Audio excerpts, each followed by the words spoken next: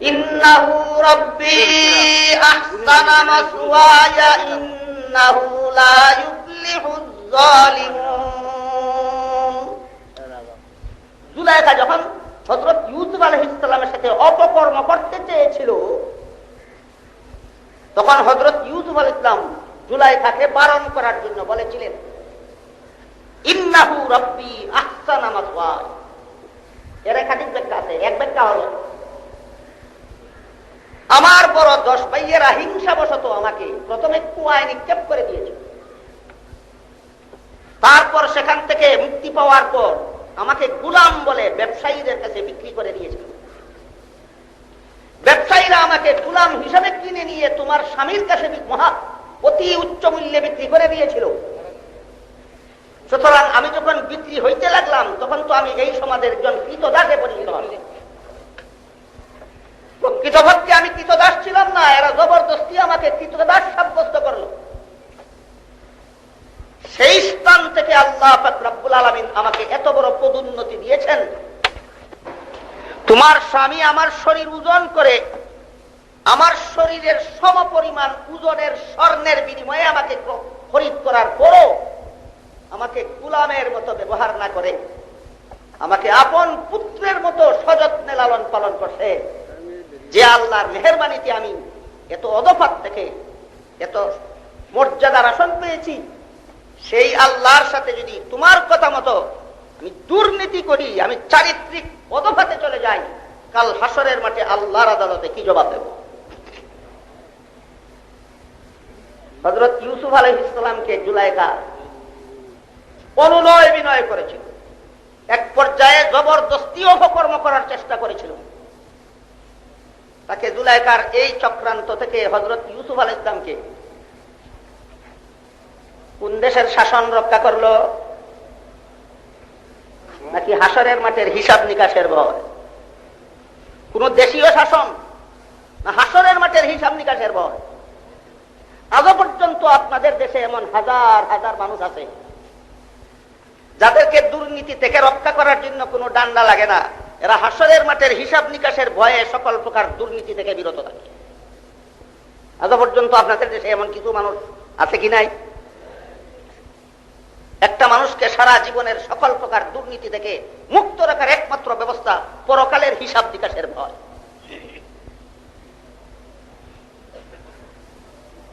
তবে অন্য লোক দুর্নীতি থেকে মুক্ত থাকা আর নবীগণের মুক্ত থাকা একটা ব্যবধান আছে। অন্য লোক নিজের চেষ্টার মাধ্যমে সকল প্রকার পাপাচার থেকে মুক্ত থাকতে হয়, আর নবীগণকে আল্লাহ পাক রব্বুল আলামিন নিজের তত্ত্বাবধানে সকল প্রকার দুর্নীতিকে নবীগণ থেকে দূরে সরিয়ে রাখেন। ব্যবধান হইল কিনা? এই হইল দুর্নীতি মুক্ত উম্মত আর দুর্নীতি মুক্ত নবীর ব্যবধান। উম্মত দুর্নীতি থেকে নিজেকে নিজের চেষ্টার মাধ্যমে সরিয়ে রাখতে হয়, আর নবীগণকে আল্লাহ সকল প্রকার গুনাহ, সকল প্রকার পাপ, সকল প্রকার দুর্নীতি থেকে আল্লাহ নিজের তত্ত্বাবধানে সকল প্রকার দুর্নীতি নবীগণ থেকে সরিয়ে রাখেন। তাহলে নবীগণ নিষ্পাপ নিজের চেষ্টা সাধনায় না আল্লাহর তত্ত্বাবধানে? আল্লাহর তত্ত্বাবধান। এটাকেই আহলে সুন্নাত ওয়াল জামাতের পরিভাষায় বলা হয় আম্বিয়ায়ে কেরাম মাসুম। আম্বিয়ায়ে কেরাম মাসুম আর সাহাবায়ে কেরাম মাগফুর।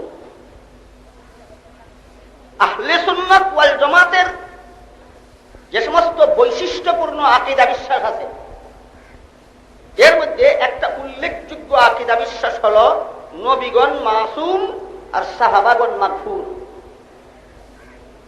এখানে আমাদের তিনটা কথা পরিষ্কার ভাবে বোঝা দরকার। একটা হলো আহলে সুন্নাত ওয়াল জামাত কাকে বলে? যার আকীদা মতো নবীগণ মাসুম। আরেকটা হলো মাসুম কথার অর্থ কি? আরেকটা হলো সাহাবায়ে কেরাম যে আহলে সুন্নাতের আকীদা মতো মাগফুর। মাগফুর কথার অর্থ আহলে সুন্নাত ওয়াল জামাত কাকে বলে? নবীগণ যে মাসুম। মাসুম কথার অর্থ কি? সাহাবায়ে কেরাম যে মাগফুর। মাগফুর কথার অর্থ।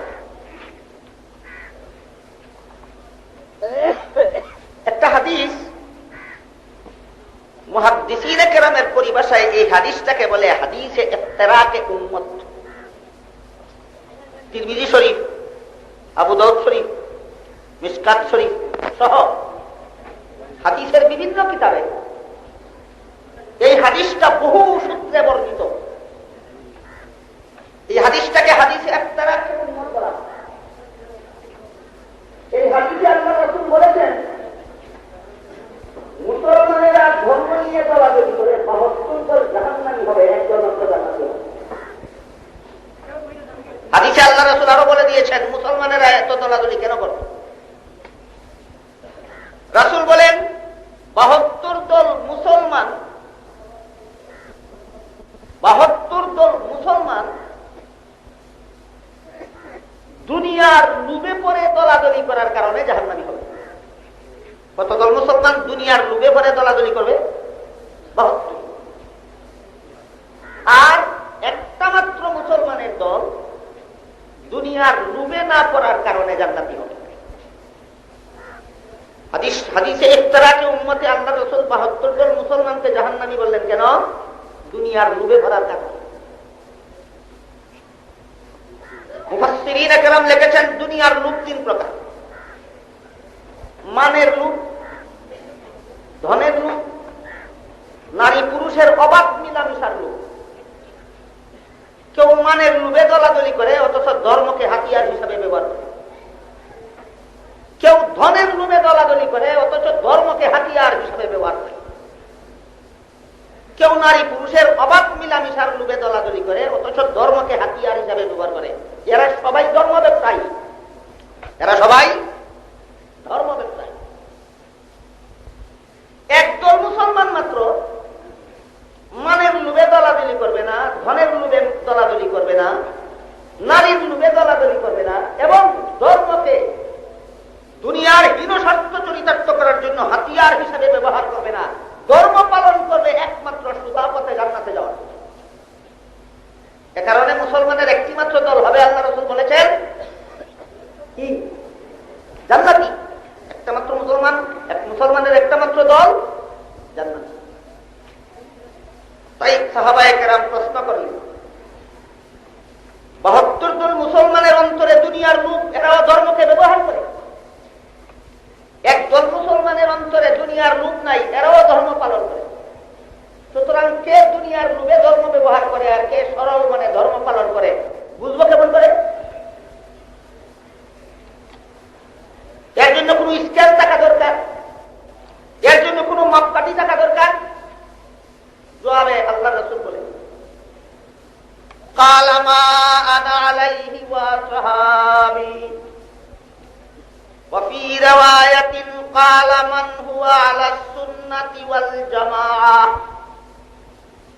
মুসলমানের যেই দলটা ইসলামী আকীদা বিশ্বাসের বেলায় আমার সুন্নতকে এবং আমার সাহাবায়ে কেরামের জামাতকে আদর্শ মাপকাঠি রূপে অবলম্বন করবে, প্রমাণ হয়ে যাবে এরা দুনিয়ার হীন স্বার্থ চরিতার্থ করার জন্য ধর্মকে হাতিয়ার হিসেবে ব্যবহার করে না, এরা সরল মানে ধর্ম পালন করে সোজা পথে জান্নাতে যাওয়ার।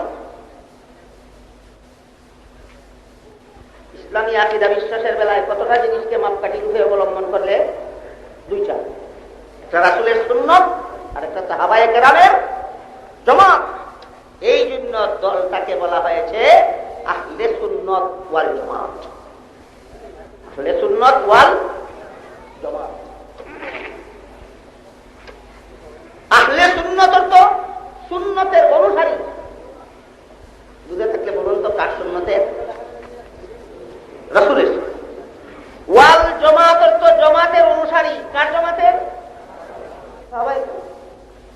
সুতরাং ইসলামী আকীদা বিশ্বাসের বেলায়, ইসলাম ধর্ম পালন করার বেলায়, কুরআনের ব্যাখ্যার বেলায় যারা রাসূলের সুন্নতকে এবং সাহাবায়ে কেরামের জামাতকে আদর্শ মাপকাঠি রূপে অবলম্বন করবে, এরাই হবে জান্নাতি দল। এজন্য দলটির নামকরণ করা হয়েছে আহলে সুন্নাত ওয়াল জামাত। কথাটা আমার এই জন্য বলতে হইল, আহলে সুন্নাত ওয়াল জামাতের আকীদা মতে নবীগণ মাস, আমি যদি আহলে সুন্নাত ওয়াল জামাত কাকে বলে তাই জানি না, তাহলে আহলে সুন্নাতের আকীদা জানার দরকার কি? আর আকীদাই বা বুঝবো কিভাবে? আহলে সুন্নাত ওয়াল জামাতের আকীদা মতে সাহাবায়ে কেরাম মাগফুর। সাহাবায়ে কেরাম মাগফুর কিনা, মাগফুর অর্থ কি, এইগুলি আলোচনা করার কোনো প্রশ্নই আসে না যদি আমি আহলে সুন্নাত কাকে বলে তাই যদি জানি না। কারণ সাহাবায়ে কেরাম মাগফুর হলেন আহলে সুন্নাত ওয়াল জামাতের আকীদা মতে, আম্বিয়ায়ে কেরাম মাসুম হলেন আহলে সুন্নাত ওয়াল জামাতের আকীদা। তাহলে আগে মাগফুর বোঝা দরকার না আগে মাসুম বোঝা দরকার, না আগে আহলে সুন্নাত ওয়াল জামাত চেনা দরকার? আহলে সুন্নাত ওয়াল জামাত চেনা। যারা ইসলামী আকীদা পোষণ করেন রাসূলের সুন্নাত এবং সাহাবায়ে কেরামের জামাতের মাপকাঠি মতো, তাদের নাম আহলে সুন্নাত ওয়াল জামাত। হাদিয়ে বাঙ্গাল হযরত আল্লামা কারামাত আলী জৌনপুরী রাহমাতুল্লাহি আলাইহি একটা কথা বলেছেন, যহিরায়ে কেরামতে উল্লেখ আছে। তিনি বলেন, মুসলমানের সকল দল আপন আপন মতের পক্ষে কুরআন হাদিস দ্বারা দলিল পেশ করে। সত্য দল নিজের মতের পক্ষে কুরআন হাদিস দ্বারা দলিল পেশ করে, ভ্রান্ত দল নিজের মতের পক্ষে কুরআন হাদিস দ্বারা দলিল পেশ করে। সুতরাং যারা কুরআন হাদিস জানে না, বুঝে না, তারা কার দলিল শুদ্ধ আর কার দলিল ভুল বুঝবে কেমন পায়? অত্যন্ত গুরুত্বপূর্ণ প্রশ্ন। মুসলমানের হক দল কুরআন হাদিস দ্বারা নিজের মতের পক্ষে দলিল পেশ করে। মুসলমানের 72টা বাতিল দল, প্রত্যেকটা বাতিল দল আপন আপন মতের পক্ষে কুরআন হাদিসের দ্বারা দলিল পেশ করে। আরো আশ্চর্যের ব্যাপার হলো যে কুরআনের কোন আয়াত যদি কোনো বাতিল দলের মতবাদের বিপক্ষে যায়, তখন সেই আয়াতে ব্যাখ্যা বিশ্লেষণ করে। যেমন ভাবে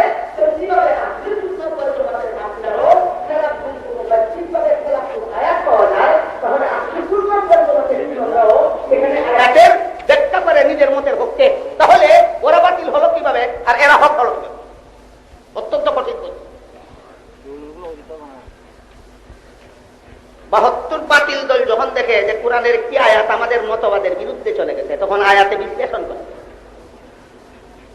আহলে সুন্নাত ওয়াল জামাত যদি দেখে যে একটা আয়াতের বাহ্যিক অর্থটা আমাদের মতবাদের বিরুদ্ধে যায়, তখন তারাও এখানে আয়াতের বিশ্লেষণ করে।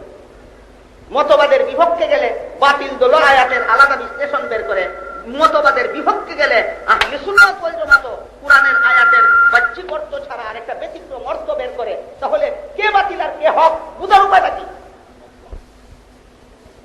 হাদিয়ে বাঙ্গাল আল্লামা কারামাত আলী জৌনপুরী রাহমাতুল্লাহি আলাইহি জবাব লিখেন, আয়াতের ব্যাখ্যা করলো সেটা দূষণীয় নয়। আয়াতের ব্যাখ্যাটা মন গড়া করলো না সুন্নতে রাসূল আর জামাতে সাহাবার মাপকাঠি মতো করলো, সেটা হলো লক্ষণীয়। আহলে সুন্নাত ওয়াল জামাতের মুসলমানগণ কুরআনের আয়াতের ব্যাখ্যা সুন্নতে রাসূলের দ্বারা যা প্রমাণিত হয়, সাহাবায়ে কেরামের জামাতের দ্বারা যা প্রমাণিত হয়, সেই অনুপাতে ব্যাখ্যা করে। আর বাতিল দলেরা নিজের মন গড়া মতবাদের পক্ষে করে সুন্নতে রাসূলের খেলাফ, জামাতে সাহাবার খেলাফ কুরআনের আয়াতের ব্যাখ্যা করে।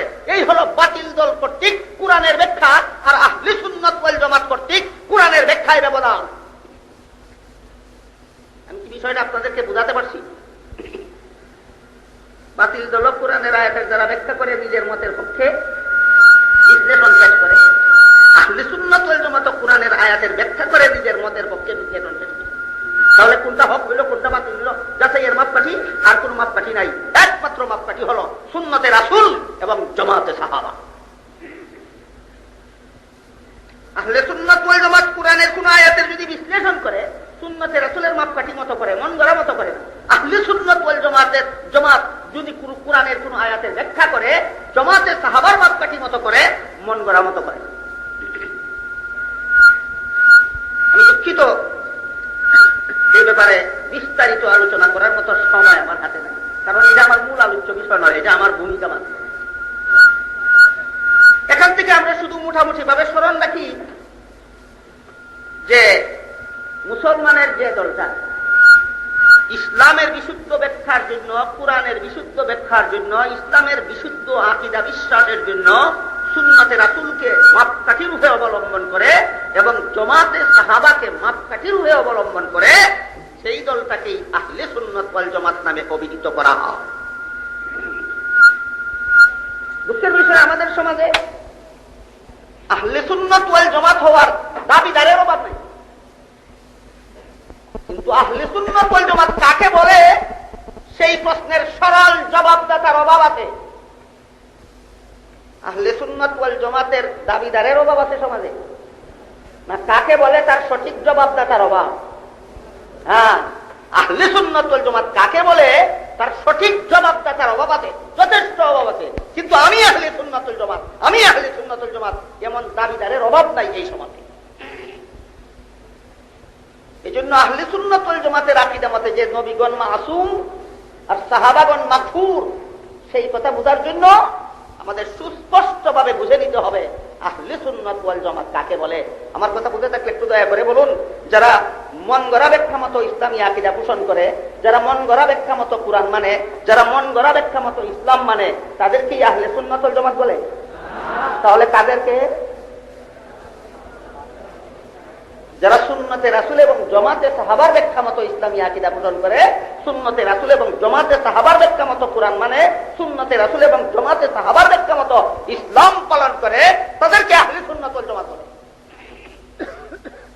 এর উদাহরণ দেওয়ার যেমন সময় আমার এখানে নাই, ঠিক তেমনি ভাবে এর উদাহরণ দেওয়ার সুযোগও নাই, এবং এর উদাহরণগুলি আমার অধ্যকার আলোচ্য বিষয়ের অন্তর্ভুক্ত নয়। আজকে এতটুকু স্মরণ রাখুন। এবার মুসলমানের 72 দল হক না আহলে সুন্নাত ওয়াল জামাত হক? 72 দল বাতিল। 72টা বাতিল দল থেকে আহলে সুন্নাত ওয়াল জামাত নামের হক দলটাকে পার্থক্য করে চেনার জন্য আল্লাহর রাসূল মাপকাঠি দিয়েছেন কতটা? 2টা। একটা মাপকাঠির নাম সুন্নতে রাসূল, আর একটা মাপকাঠির নাম জামাতে সাহাবা। সুতরাং রাসূলের সুন্নতকে এবং সাহাবায়ে কেরামের জামাতকে নতুন ভাবে কেউ মাপকাঠি বানাইল না রাসূল মাপকাঠি ধার্য করে দিলেন? রাসূলের সুন্নতকে যেমন আল্লাহ রাসূল হাদিস শরীফে বিশুদ্ধ ইসলামের জন্য মাপকাঠি ধার্য করে দিয়েছেন, ঠিক তেমনি ভাবে সাহাবায়ে কেরামের জামাতকেও আল্লাহর রাসূল মুসলমানের হক দলকে বাতিল দল থেকে পার্থক্য করে চেনার জন্য মাপকাঠি রূপে আল্লাহর রাসূল সাহাবায়ে কেরামের জামাতকে মাপকাঠি সাব্যস্ত করে দিয়েছেন। সুতরাং কেউ যদি সুন্নতে রাসূলকে আদর্শ মাপকাঠি মানতে রাজি হয় না, সে যেমন আহলে সুন্নাত ওয়াল জামাত হতে পারে না, ঠিক তেমনি ভাবে কেউ যদি সাহাবায়ে কেরামের জামাতকে আদর্শ মাপকাঠি মানতে রাজি হয় না, সেও 72 দল গুমরাহ পথভ্রষ্টদের অন্তর্ভুক্ত হওয়া ছাড়া আহলে সুন্নাত ওয়াল জামাত হতে পারে না। এবার আহলে সুন্নাত ওয়াল জামাতের আকীদায় সমস্ত নবীগণ মাসুম, নিষ্পাপ। আহলে সুন্নাত ওয়াল জামাতের আকীদা মতে সমস্ত নবীগণ নিষ্পাপ। এটা কি ইসলামের ভ্রান্ত আকীদা না বিশুদ্ধ আকীদা? নবীগণ নিষ্পাপ, এটা ইসলামের ভ্রান্ত আকীদা না বিশুদ্ধ আকীদা? আমার এতক্ষণের কথায় কি বুঝলেন? ভ্রান্ত? বিশুদ্ধ। ইসলামের বিশুদ্ধ আকীদা হলো সমস্ত নবী রাসূলগণ নিষ্পাপ, আজীবন নিষ্পাপ। সমস্ত কবিরা গুনাহ থেকেও নিষ্পাপ, সমস্ত সগীরা গুনাহ থেকেও নিষ্পাপ। এটা আহলে সুন্নাত ওয়াল জামাতের আকীদা, অর্থাৎ এটা ইসলামের বিশুদ্ধ আকীদা। মাসুম কথার অর্থ হলো নিষ্পাপ, যিনি জীবনে পাপ করেন না, যিনি জীবনে কোন দুর্নীতির পথে যাননি। জীবনে কোন দুর্নীতির পথে যিনি যাননি, তিনি কি বাংলা ভাষায় নিষ্পাপ, আর ইসলামের পরিভাষায় মাসুম। এই হলো মাসুম কথার মত। নবীগণ মাসুম, নবীগণ নিষ্পাপ, নাবালক ছেলের মতো নিষ্পাপ নন। যে পাপিষ্ঠ তওবা করে নিষ্পাপ হয়ে গেছে, সেই তার মতো নিষ্পাপ নন। নাবালক ছেলে পাপ করার সুযোগই পাই, এইরকম নিষ্পাপ।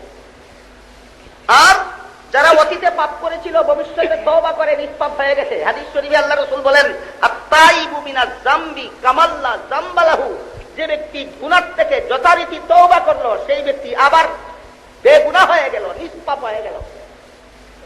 এইরকম নিষ্পাপ নবীগণ? হ্যাঁ, এটা বুঝতে হবে। নাবালক ছেলেরা যেই রকমের নিষ্পাপ, নবীগণ ওই ধরনের নিষ্পাপ নন। গুনাহ থেকে তওবাকারী যেই ধরনের নিষ্পাপ, নবীগণ সেই ধরনের নিষ্পাপ নন। নবীগণ গুনাহ করার পরিবেশ পরিস্থিতি উপলব্ধি করতেন, কিন্তু তারপরও গুনাহ থেকে বিরত থাকতেন। নবীগণ জীবনে কোনোদিন গুনাহ করেননি। এমন নয় যে গুনাহ করেছিলেন তওবা করে নিষ্পাপ হয়েছেন, তা নয়। বরং আহলে সুন্নাত ওয়াল জামাতের আকীদা মতো হযরত আদম আলাইহিস সালাম থেকে নিয়ে মুহাম্মদুর রাসূলুল্লাহ সাল্লাল্লাহু আলাইহি ওয়াসাল্লাম পর্যন্ত সমস্ত নবী রাসূলগণ আজীবন নিষ্পাপ। সুতরাং মাসুম কথার মর্ম হলো আজীবন নিষ্পাপ। আপনারা যদি এই আকীদা পোষণ করেন তাহলে আমি আরো কিছু কথা বলতে পারি। আর আপনারা যদি বলেন যে না, আমাদের এই আকীদা নাই, আমরা মনে করি আদম আলাইহিস সালাম পাপিষ্ট, নূহ আলাইহিস সালাম পাপিষ্ট, ইব্রাহিম আলাইহিস সালাম পাপিষ্ট, মুসা আলাইহিস সালাম পাপিষ্ট, ঈসা আলাইহিস সালাম পাপিষ্ট, মুহাম্মদুর রাসূলুল্লাহ পাপিষ্ট, তাহলে আপনাদেরকে আর বাকি কথা বলার কোনো মানে নাই। আমার বুঝতে হয় এই পর্যায়ে আপনারা কোন আকীদা পোষণ করেন, নবীগণকে পাপিষ্ট আকীদা পোষণ করেন না নিষ্পাপ? তাহলে নবীগণকে পাপিষ্ট বলার আকীদার উৎস কোথায়? কে বলে, কারা বলে, কেন বলে, পাইল কোথায়? একটা সামান্য একটা ঠিকানা প্রদান করি আপনাদেরকে। নামদারি মুসলমান যারা নবীগণকে পাপিষ্ট বলে, এরা এই মতবাদ পাইল কোথায়? বাংলাদেশে খ্রিস্টান মিশনারি নামে একটা প্রতিষ্ঠান বহুদিন যাবৎ কাজ করে চলেছে বাংলাদেশের মুসলমানকে খ্রিস্টান বানাবার জন্য। খ্রিস্টান মিশনারি ছোট ছোট চটি বই লেখে, ইসলামী পরিভাষায় লেখে, ইসলামী পরিভাষায় নাম দিয়া লেখে। সাধারণ মুসলমান দেখলে যেন খ্রিস্টানের লেখা বুঝতে না পারে, যেন মনে করে এইগুলি মুসলমানের লেখা, আর পরে পরে যেন খ্রিস্টান হয়ে যায়। এরকম চক্রান্তমূলক বই, পুস্তিকা খ্রিস্টান মিশনারির প্রকাশিত পুস্তিকাগুলির মধ্যে একটা পুস্তিকার নাম কুরআনের আলোকে জান্নাতে যাওয়ার পথ। খ্রিস্টান মিশনারির প্রকাশিত বই, নাম কুরআনের আলোকে জান্নাতে যাওয়ার পথ। বুঝে থাকলে বলুন, নামটা দেখলে কোন সাধারণ মুসলমান কল্পনাও করতে পারবে এটা খ্রিস্টানের লেখা? কুরআনের আলোকে জান্নাতে যাওয়ার পথ খ্রিস্টান জানে না, আলেমরা জানে। সুতরাং নাম দেখলেই মনে করবে এটা কোনো আলেমের লেখা, তাড়াতাড়ি পড়বে এবং পরেই পথভ্রষ্ট করবে। এই বইয়ে লিখেছে আদম আলাইহিস সালাম প্রথম মানুষ, প্রথম পাপিষ্ট। সুতরাং এই পাপিষ্টের বংশে যত নবী জন্মগ্রহণ করেছে তারা সাধারণ পাপিষ্ট নয়, পাপিষ্টের দরের পাপিষ্ট। তারা কি না? একটু দয়া করে বলুন, আমার কথা বুঝে থাকলে। সমস্ত নবীগণ পাপিষ্ট, কারা কিদা? কারা কিদা? খ্রিস্টানদের কিদা। যুক্তি কি? আদম প্রথম মানুষ, প্রথম পাপিষ্ট। সুতরাং পাপিষ্টের বংশধর কোনদিন নিষ্পাপ হতে পারে না। পাপিষ্টের ঘরে যত নবী জন্মগ্রহণ করেছে সমস্ত নবী জন্মগত পাপিষ্ট। এই পাপিষ্টের ঘরে যত মানুষ জন্মগ্রহণ করেছে সবগুলি জন্মগত পাপিষ্ট। তাহলে সমস্ত নবীগণকে গুনাহগার বিশ্বাস করা মুসলমানি আকীদা না খ্রিস্টানি আকীদা? খ্রিস্টানি আকীদা। আরো মজার কথা আছে সেই বইয়ে। তারপর লেখে, আল্লাহ যখন দেখলেন পাপিষ্ট আদমের বংশে সাধারণ মানুষ জন্মগ্রহণ করলে তো পাপিষ্টই হয়, পাপিষ্ট আদমের বংশে নবী জন্মগ্রহণ করলে সেই নবীও পাপিষ্ট হয়। আর এক পাপিষ্টর পক্ষে আর এক পাপিষ্টকে পাপ থেকে ফেরানো অযৌক্তিক। এক পাপিষ্ট নিজে পাপিষ্ট, আর এক পাপিষ্টকে পাপ থেকে ফিরাবে কিভাবে? এটা একটা সত্যিকার কথা। সুতরাং আল্লাহ পাক রব্বুল আলামিন সিদ্ধান্ত নিলেন এই নবী হলেন নিষ্পাপ। এখান থেকে সবক নিয়েছে একদল নামদারি মুসলমান, নবীগণকে পাপিষ্ট বলা। আমার কথা বুঝে থাকলে, আমার রেফারেন্স বুঝে থাকলে বলুন, নামদারি মুসলমানের যারা নবীগণকে পাপিষ্ট সাব্যস্ত করতে চায় তাদের গুরু ঠাকুরকে, তাদের গুরু ঠাকুর খ্রিস্টান। নবীগণকে যারা পাপিষ্ট সাব্যস্ত করতে চায় এদের গুরু ঠাকুর খ্রিস্টান।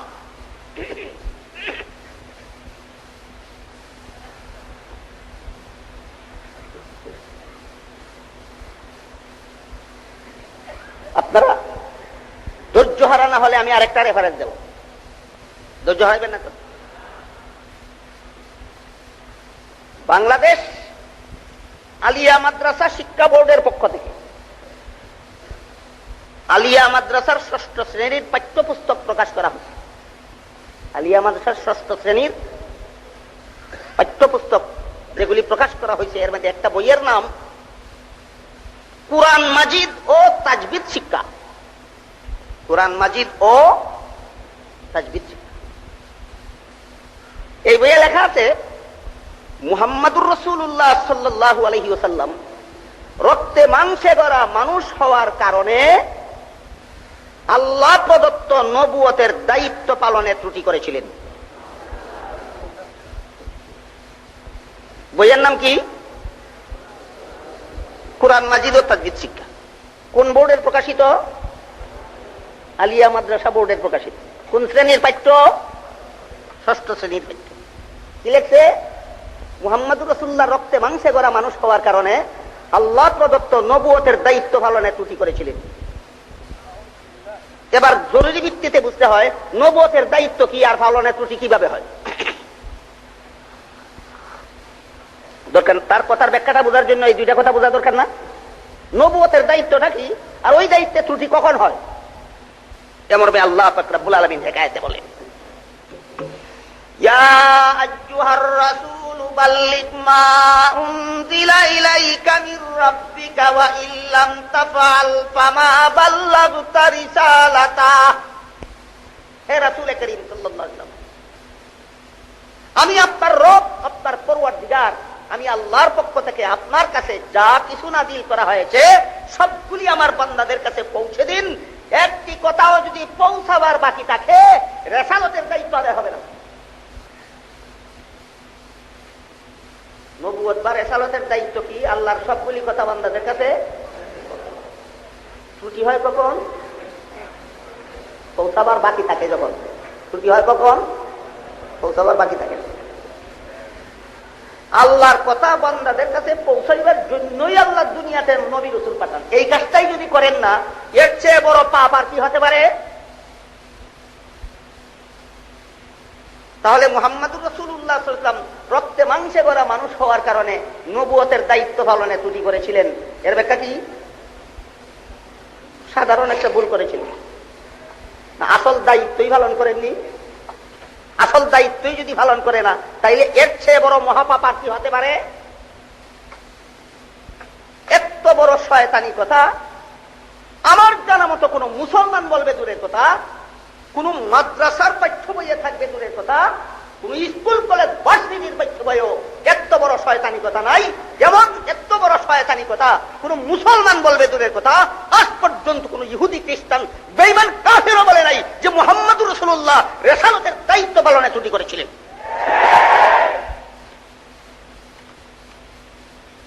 এই কথাগুলি ইহুদি খ্রিস্টানেরা লিখেছে না মুসলমানেরা লিখেছে? যারা লিখেছে এরা পেল কোথায়? যার কাছে পেয়েছে সে তার গুরু ঠাকুর হলো ইহুদি খ্রিস্টান। এই কথাগুলি যারা লিখেছে এরা এই কথাগুলি যার কাছে পেয়েছে তার গুরু ঠাকুর। গুরু ঠাকুর যে খ্রিস্টান তার রেফারেন্স স্মরণ থাকবে আপনাদের? এদের গুরু ঠাকুর যে খ্রিস্টান এই রেফারেন্স স্মরণ থাকবে? খ্রিস্টান মিশনারির প্রকাশিত বই কুরআন, কি নাম, কুরআনের আলোকে জান্নাতে যাওয়ার পথ, এই পথে খ্রিস্টানেরা লিখেছে নবীগণ পাপিষ্ট, শুধু যে নবী আল্লাহর পুত্র সেই নবী পাপিষ্ট নয়। এবার বলুন আপনাদের আকীদা মতে কোন নবী কি আল্লাহর পুত্র? তাহলে যে নবী আল্লাহর পুত্র নন সেই নবী পাপিষ্ট। মুহাম্মদুর রাসূলুল্লাহ আল্লাহর পুত্র নন, সুতরাং মুহাম্মদুর রাসূলুল্লাহ পাপিষ্ট। আকীদা কার? কোন মুসলমানও যদি এই কথা বলে সে কার দালাল? নিঃসন্দেহে খ্রিস্টানের দালাল।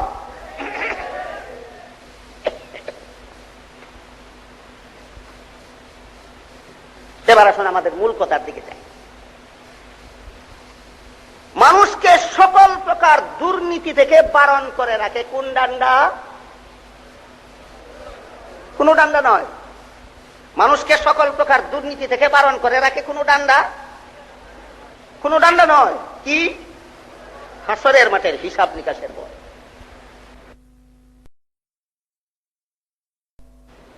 ইউসুফ আলাইহিস সালামকে জুলাইখার কেলেঙ্কারি ঘটনায় জড়িত হওয়ার থেকে বারণ রেখেছিল কোন ডান্ডা?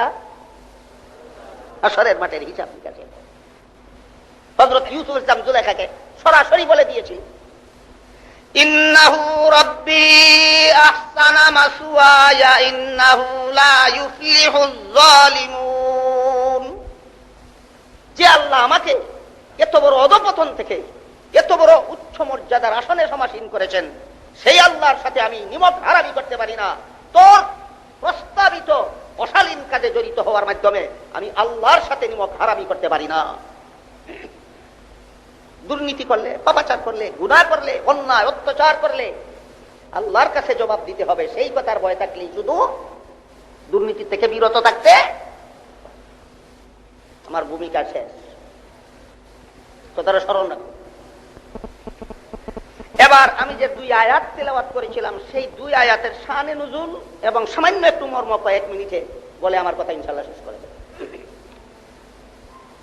কোন 2 আয়াত তেলাওয়াত করেছিলাম? সূরাতুল বাকারার 278 এবং 79 নম্বর আয়াত। 2টি আয়াত আল্লাহ একজন মানুষের চিঠির জবাবে নাযিল করেছিলেন। লোকটাকে, মানুষটাকে মুফাসসিরিনে কেরামের এক বিবরণ মতো লোকটার নাম ছিল উত্তাব ইবনে উসাইদ। ভিন্ন বিবরণে ভিন্ন নাম আছে। তাফসীরের এক বিবরণ মতো যে লোকটার চিঠির জবাবে আল্লাহ সূরাতুল বাকারার 278 এবং 79 নম্বর আয়াত নাযিল করেছেন, সেই লোকটার নাম ছিল উত্তাব, পিতার নাম উসাইদ। তার আরেকটু পরিচয়, মুহাম্মদুর রাসূলুল্লাহ সাল্লাল্লাহু আলাইহি ওয়াসাল্লাম 53 বছর বয়সে মক্কা শরীফ থেকে হিজরত করে মদিনা শরীফ চলে গিয়েছে। মক্কা শরীফ চলে যাওয়ার পর ফাঁকে সময় সংক্ষেপ করার জন্য আরেক প্রশ্নের জবাব বাকি রইল। আহলে সুন্নাত ওয়াল জামাতের আকীদা মতে সাহাবাগণ মাগফুর, মাসুম বলে যারা আজীবন নিষ্পাপ, এরা কারা? নবী। আর সাহাবায়ে কেরাম মাগফুর, মাগফুর অর্থ হলো আজীবন নিষ্পাপ নয়, অতীত জীবনে পাপ করে থাকলেও শেষ পর্যন্ত আল্লাহ তাদেরকে ক্ষমা করে দিয়েছেন, ক্ষমা প্রাপ্ত। সাহাবায়ে কেরামে অতীত জীবনে পাপ করে থাকলেও পাপে অটল থেকে মৃত্যুবরণ করেছেন না ক্ষমা প্রাপ্ত হয়ে? এই ক্ষমা, মাগফুর অর্থ ক্ষমা প্রাপ্ত। সাহাবায়ে কেরামের সমস্ত গুনাহ আল্লাহ মাফ করে দিয়েছেন। সাহাবায়ে কেরামের সমস্ত গুনাহ আল্লাহ মাফ করে দিয়েছেন। আপনারা কি জীবনে কোনোদিন গুনাহ করেন? জীবনে কোনোদিনও গুনাহ করেন না কারা? একমাত্র নবী। আপনাদের এখানে কেউ নবী থাকলে আপনিও জীবনে কোনোদিন গুনাহ করেন। আর যদি বলেন আমাদের এখানে কেউ নবী নাই, তাহলে সবাই জীবনে কোনো না কোনোদিন গুনাহ। সুতরাং গুনাহগার উম্মতের জন্য, যারা সারা জীবনের সমস্ত গুনাহ থেকে ক্ষমাপ্রাপ্ত, তারা ছাড়া আর কে মাপকাঠি হতে পারে? গুনাহগারের জন্য গুনাহগার মাপকাঠি না ক্ষমাপ্রাপ্ত মাপকাঠি? ক্ষমাপ্রাপ্ত মাপকাঠি। এই জন্য হাদিসে ইফতিরাকে উম্মতে আল্লাহ রাসূল সাল্লাল্লাহু আলাইহি ওয়াসাল্লাম সুন্নতে রাসূলের সাথে সাথে জামাতে সাহাবাকেও বাতিল দল থেকে হক দল যাচাই করার জন্য মাপকাঠি সাব্যস্ত করে দিয়েছেন। সুন্নতে রাসূল আহলে সুন্নাত ওয়াল জামাতের মাপকাঠি, জামাতে সাহাবা আহলে সুন্নাত ওয়াল জামাতের মাপকাঠি। এই জন্যই আহলে সুন্নাত ওয়াল জামাত আহলে সুন্নাত ওয়াল জামাত নামে নামকরণ করা হয়েছে। এবার মূল আলোচনার দিকে যাই। হযরত রাসূল করিম সাল্লাল্লাহু আলাইহি ওয়াসাল্লাম 53 বছর বয়সে মক্কা শরীফ থেকে হিজরত করে মদিনা শরীফ গিয়েছিলেন। মদিনা শরীফ যাওয়ার 8 বছর পর মক্কাবাসীও মুসলমান হয়ে গেল। মক্কাও আল্লাহর রাসূলের শাসনাধীনে চলে গেল। কিন্তু এত সত্ত্বেও রাসূল বাকি জীবন যাপনের জন্য আর মক্কায় ফিরে আসেননি। মক্কাবাসী মুসলমান হওয়ার পরও, মক্কা মুহাম্মদুর রাসূলুল্লাহর শাসনাধীনে চলে যাওয়ার পরও আল্লাহর রাসূল বাকি জীবন মদিনাতেই অতিবাহিত করেছিলেন। সামনের কথা বোঝার জন্য এই কথাটা বুঝতে হবে এবং স্মরণ রাখতে হবে। বুঝে থাকলে একটু দয়া করে বলুন, মক্কাবাসী মুসলমান হওয়ার পর, মক্কা মুহাম্মদুর রাসূলুল্লাহর শাসনাধীনে চলে যাওয়ার পর বাকি জীবনটাও আল্লাহ রাসূল মক্কায় ফিরে এসেছিলেন জীবন যাপনের জন্য, না মদিনাতেই বাকি জীবন যাপন করেছে? এমন অবস্থায় যে মক্কাবাসী মুসলমান হইল, যে মক্কা মুহাম্মদুর রাসূলুল্লাহর শাসনাধীনে চলে আসলো, সেই মক্কার শাসনভার একজন লোকের হাতে ন্যস্ত করলেন। আপনাদের পরিভাষায় তাকে বলতে পারেন গভর্নর। আল্লাহর রাসূল মক্কায় একজন গভর্নর নিযুক্ত করলেন। সেই গভর্নরের নাম ছিল উত্তাব ইবনে উসাইদ রাদিয়াল্লাহু তাআলা। এবার বলুন, উত্তাব ইবনে উসাইদ, যে লোকটার চিঠির জবাবে আল্লাহ দুইটি আয়াত নাযিল করলেন, এই উত্তাব ইবনে উসাইদের পরিচয় কি? মক্কা বিজয়ের পর রাসূলের পক্ষ থেকে মক্কায় নিয়োজিত গভর্নর, রাসূলের পক্ষ থেকে মক্কায় নিয়োজিত রাসূলের গভর্নরের নাম উত্তাব ইবনে উসাইদ। এই মক্কার গভর্নর উত্তাব ইবনে উসাইদ কি চিঠি লিখলেন, কার কাছে লিখলেন, কেন লিখলেন, তার ঘটনা হলো, রাসূলের নিয়োজিত মক্কার গভর্নর উত্তাব ইবনে উসাইদের দরবারে একটা মুকদ্দমা দায়ের করা হইল, একটা মামলা দায়ের করা হইল।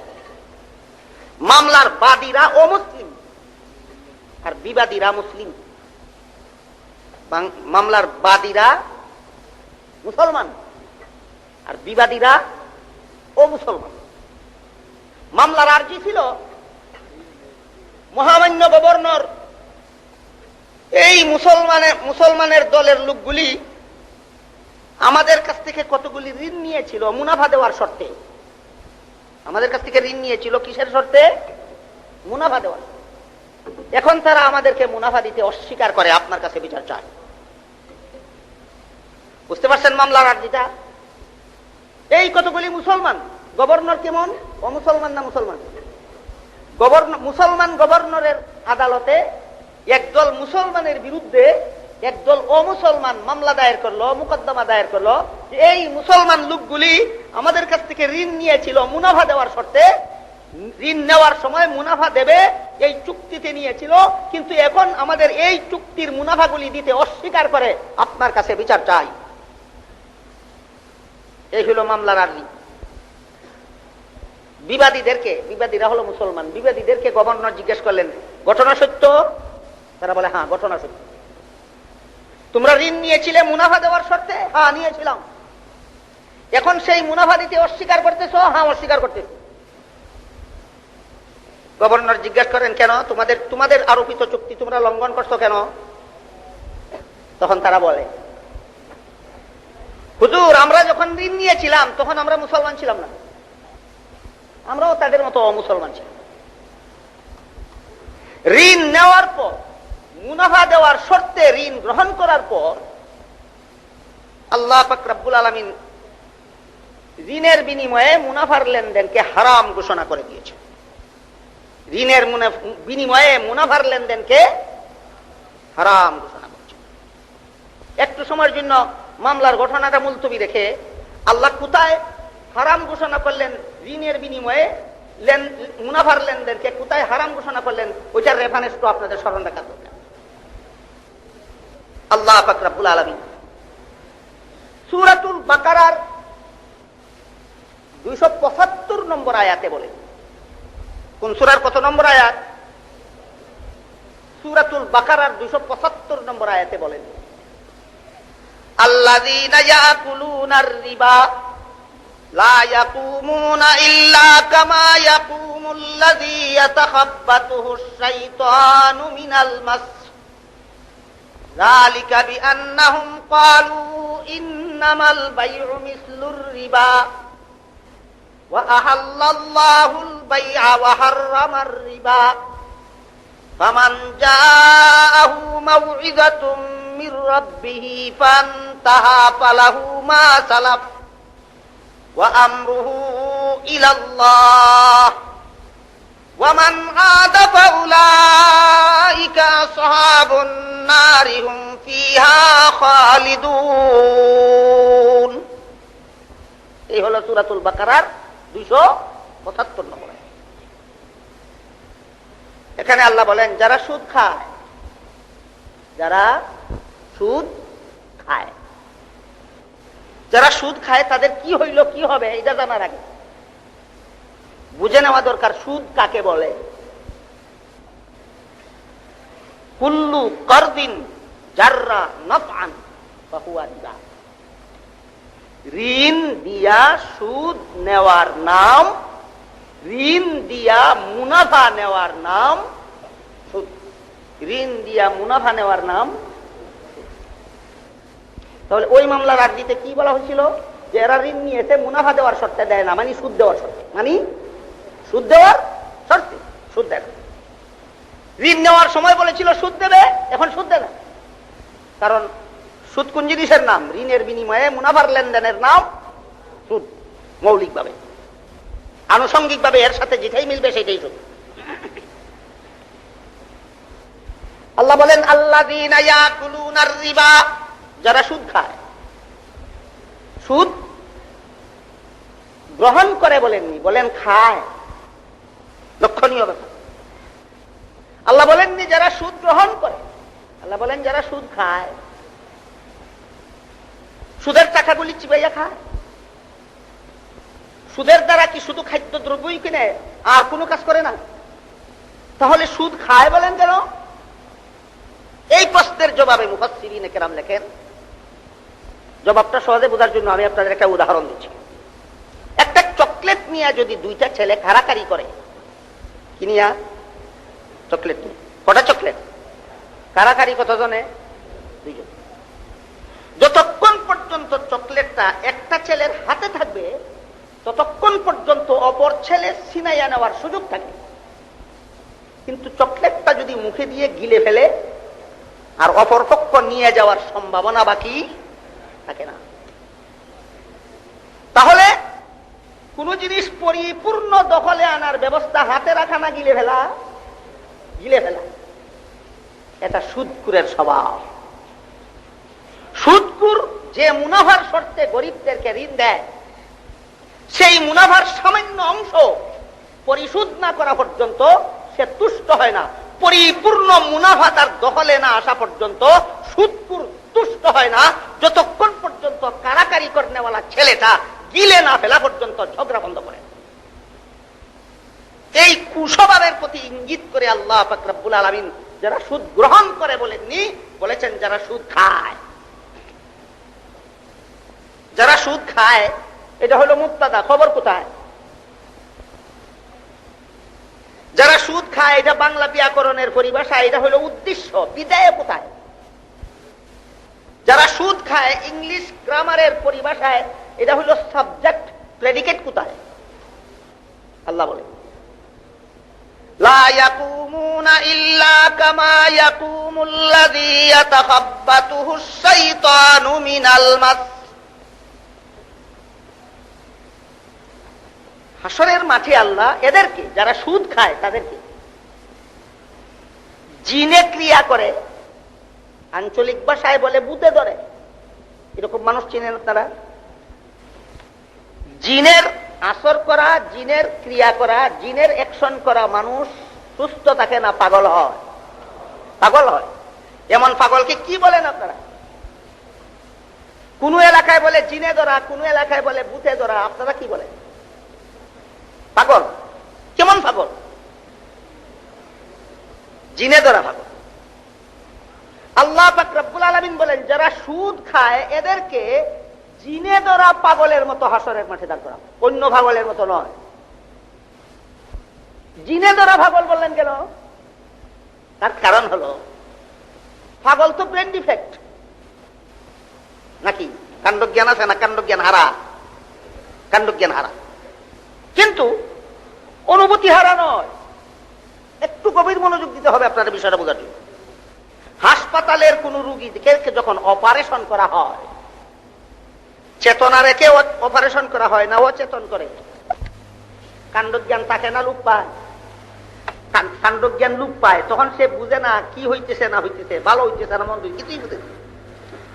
কাণ্ডজ্ঞানও লোপ পায়, অনুভূতিও লোপ পায়, যে কারণে কাটতে সে ব্যথা অনুভব করতে পারে না, কোনো কথা বুঝতে পারে না। কাণ্ডজ্ঞান লোপ পাওয়ার কারণে আর ব্যথা অনুভব করে না, কোনো কথা বুঝতে পারে না। কাণ্ডজ্ঞান লোপ পাওয়ার কারণে আর ব্যথা অনুভব করতে পারে না, চেতনা লোপ পাওয়ার কারণে। হাসপাতালের অপারেশনের রোগী শুধু কাণ্ডজ্ঞান কি আঘাত করলে ব্যথা টের হয়? এই জন্য হাসপাতালের রোগীর মতো দাঁড় করাবো, সুদকুরদেরকে হাসরের মাঠে আল্লাহ বলেন না। আল্লাহ বলেন জিনে ধরা মাতালের মতো দাঁড় করাবো, সুদকুরদেরকে হাসরের মাঠে। জিনে ধরা মাতালকে যদি আপনি লাঠি দিয়ে মাথায় আঘাত করতে দেখেন, কাঁদবে না? কাঁদে কেন? ব্যথা পায়। এই কথা বলে আল্লাহ বুঝাতে চান, সুদকুরের দলকে আমি হাসরের মাঠে মাতাল বানিয়ে দাঁড় করালেও অনুভূতি লুপ্ত করব না। আমার যত আযাব গজব নাজিল হবে সুদকুরের উপর, কোনায় গন্ডায় টের পাবে। বুঝাবার জন্য বলেছেন, ভূতে ধরা, শয়তানে ধরা, জিনে ধরা মাতালের মতো সুদকুরদেরকে আমি আল্লাহ হাসরের মাঠে দাঁড় করাবো। এই শাস্তি হলো তাদের হাসরের মাঠের বিচারের আগে। হাদিস শরীফে আল্লাহ রাসূল বলেন, আরেকটা বিচার হবে হাসরের মাঠে সুদকুরদের বিচারের আগে, আরেকটা শাস্তি হবে। সেই শাস্তিটা হলো, সুদকুরেরা হাসরের মাঠে বিশাল আকারের পেট নিয়ে দাঁড়াবে।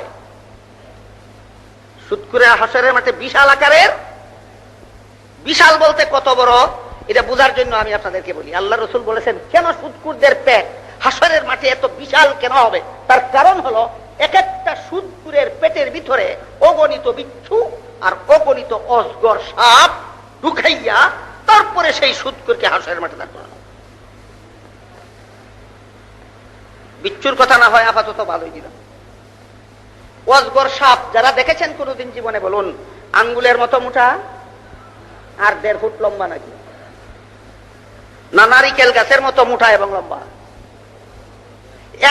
একটা অজগর সাপ যদি নারিকেল গাছের মতো মোটা এবং লম্বা হয়, তাহলে এইরকম কয়েক লক্ষ অজগর সাপ যে সুদকুরের পেটে ঢুকানো হবে, এই সুদকুরের পেটটা কি আপনাদের এই প্যান্ডালের চেয়ে আরো বড় হবে না? এই জন্য আল্লাহ রাসূল বলেন, এক একটা সুদকুরকে হাসরের মাঠে এত বড় বিশাল পেট নিয়ে এক একটা সুদকুর হাসরের মাঠে দাঁড়াবে। সেটা হলো বিচারের আগের শাস্তি।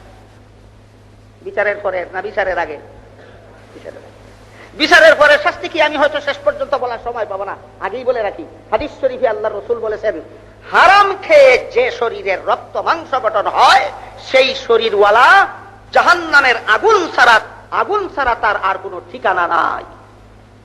হারাম খাইয়া যে শরীরে রক্ত মাংস গঠন হয়, সেই শরীরের যোগ্য ঠিকানা জাহান্নামের আগুন ছাড়া আর কিছু নাই।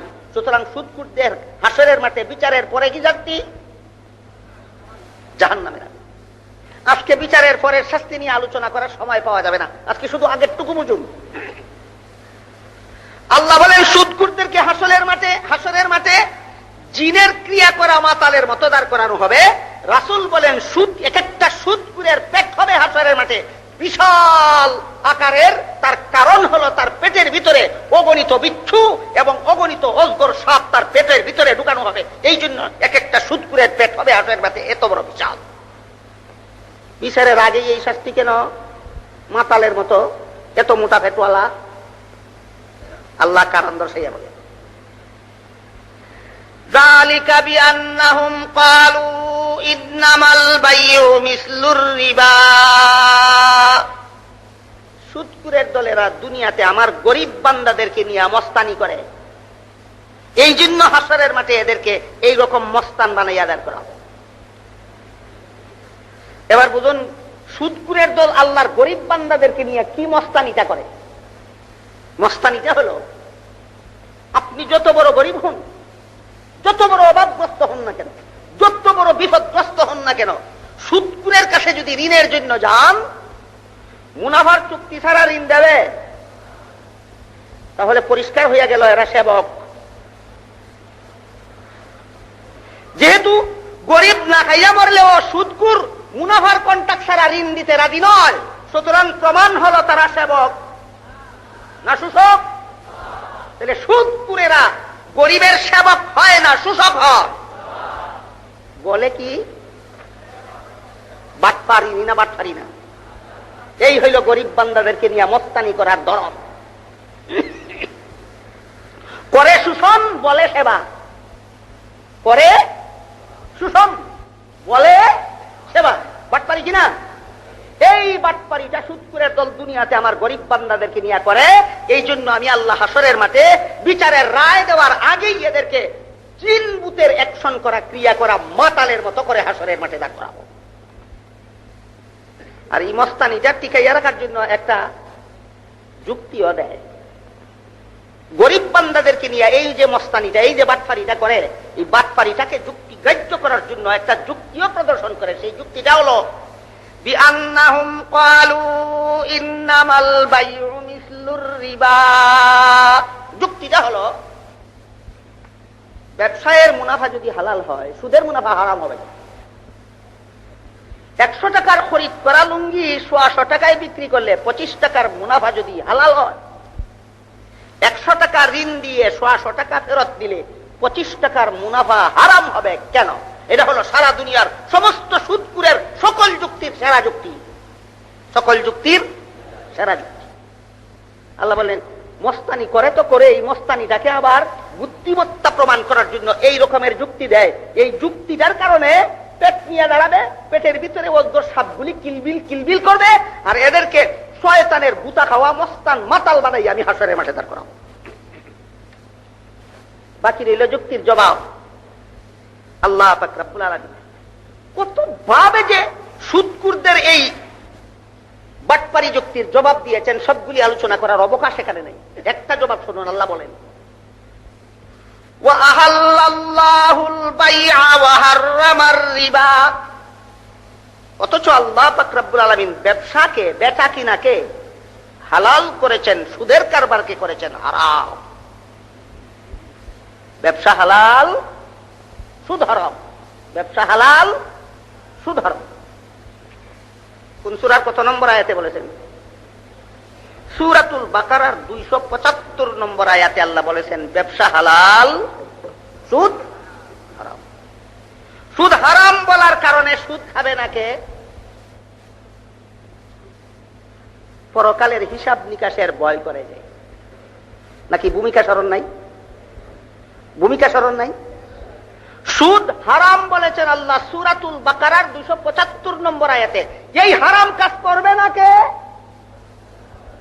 হাসরের মাঠের হিসাব নিকাশের ভয় রাখে। যার অন্তরে হাসরের মাঠের হিসাব নিকাশের ভয় নাই, সে সুদখুরি করবে তো করবে। সুদখুরি, সুদ খাওয়াটা হলো আল্লাহর সাথে দুর্নীতিবাদী, আর সরকারের নির্ধারিত পরিমাণ থেকে ডাবল পরিমাণ সুদের কারবার করা হলো সরকারের সাথে, স্বয়ং সরকারের সাথে দুর্নীতিবাদী। সরকারি ব্যাংকগুলিতে সুদি মুনাফার হার 25% নিচে, 20% নিচে। কোন সুদখোর যদি 35 থেকে 40% সুদ খায়, তাহলে সে শুধু আল্লাহর দরবারের দুর্নীতিবাজ না সরকারের কাছেও দুর্নীতিবাজ? দুর্নীতিবাজকে দায়িত্ব দিলে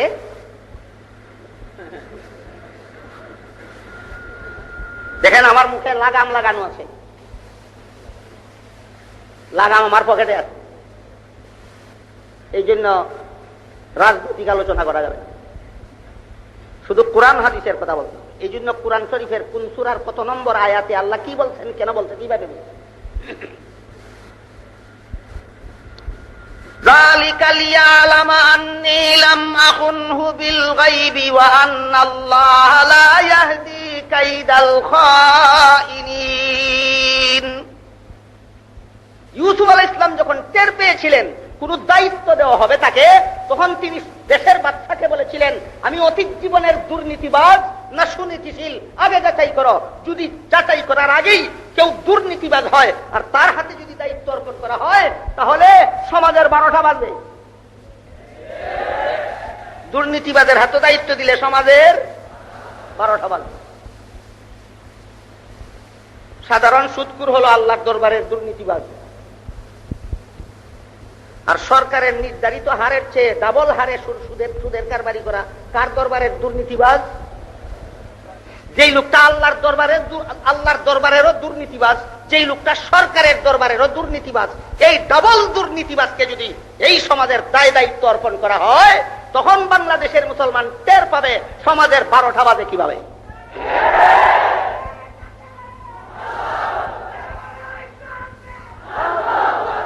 আল্লাহ পাক রব্বুল আলামিন বলেন ওয়া আহাল্লাল্লাহুল বাইআ ওয়া হাররামার রিবা। ব্যবসা হালাল, সুদ হারাম। কোন সূরার কত নম্বর আয়াতে? সুদখোরের দলের যুক্তি ছিল ব্যবসায়ের মুনাফা যদি হালাল হয় সুদের মুনাফা হারাম হবে কেন? আল্লাহ বলেন, জবাব বুঝতে পারছেন? বলুন তো, ব্যবসায়ের মুনাফা হালাল কেন?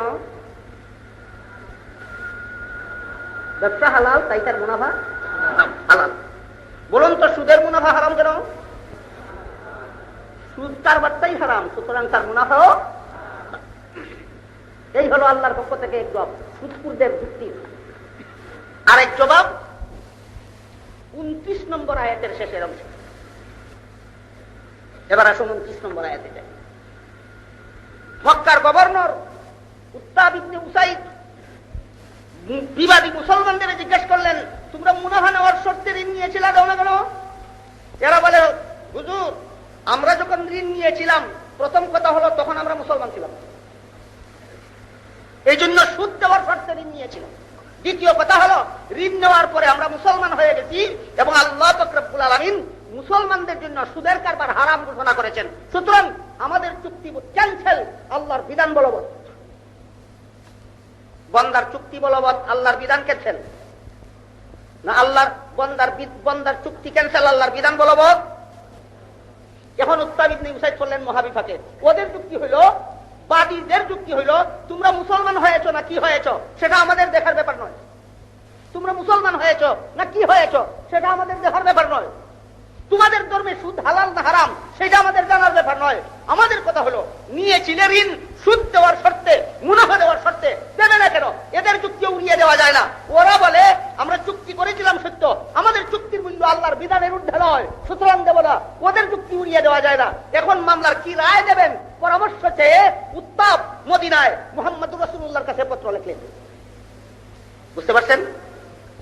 মুহাম্মদুর রাসূলুল্লাহর কাছে মক্কার গভর্নর উত্তাবের চিঠি পৌঁছার পরে আল্লাহ পাক রব্বুল আলামিন মুহাম্মদুর রাসূলুল্লাহকে এই চিঠির জবাব শিক্ষা দিয়ে সূরাতুল বাকারার 278 এবং 79 নম্বর আয়াত নাযিল করে আল্লাহ বলেন, ইয়া আইয়ুহাল্লাযীনা আমানুত্তাকুল্লাহ, হে ঈমানদারগণ আল্লাহকে ভয় করো।